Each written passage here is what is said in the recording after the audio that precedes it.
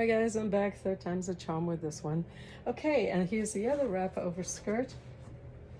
It has, well, what we call hari. These are made from clay. They are pots that they can break. You want to be very careful using these. You would use these to cook on actual firewood, and you could also use them for storing food or grain, or for actually brewing or fermenting things. So those are common, at least I know, in the Southern African region. And here, this is so cute. I hope you can see this. I had to shift the camera and retake this. I think you can see it. Yeah, there we go. And you have two women, nice mamas there, and they both have babies strapped to their backs. Best way to get your chores done while keeping a watchful eye on the little one.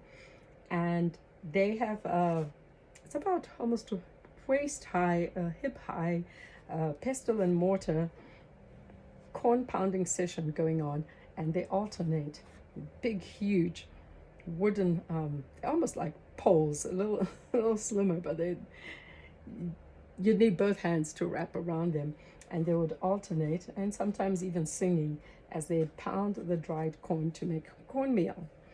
And that is such a nostalgic thing to see. You don't see it so much in the cities, but if you were driving around the villages or staying there or growing up there, you may get to see this from time to time. Beautiful colors very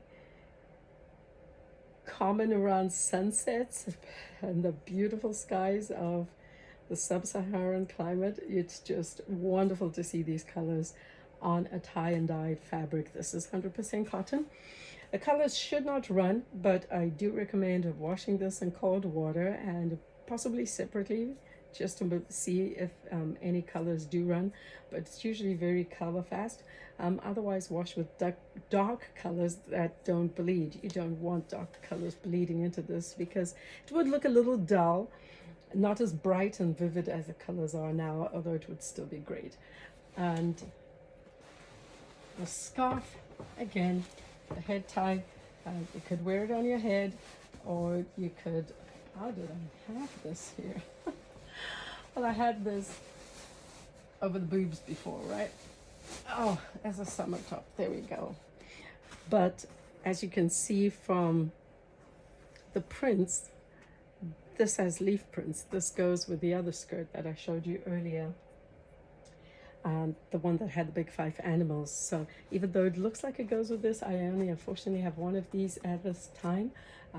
This print has slightly darker greens, and this has more on the teals and peacock greens and blues going on there.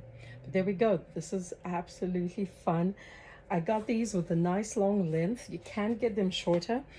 If you needed this shortened, well, that would be quite an interesting task. You wouldn't want to shorten from the bottom because you would take away from this design, and once that's gone, well, that's gone. So you would have to take it off from the top. The top is the narrower part, which would leave the waist much wider, which would mean the straps would have to wrap around you a lot more. So a chunk of skirt would have to come off with that if you wanted this shorter. I would recommend just ordering a shorter one, and when those arrive, you would have a shorter skirt. But this is a great length, which one can do multiple things in and move around freely doing chores while still maintaining the modesty.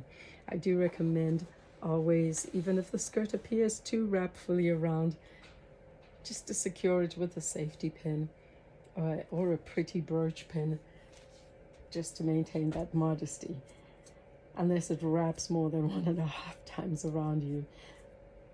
No pockets. We do want to keep that shapeliness to it, where pockets and bulging things do not distract from the flow of that beautiful cotton fabric.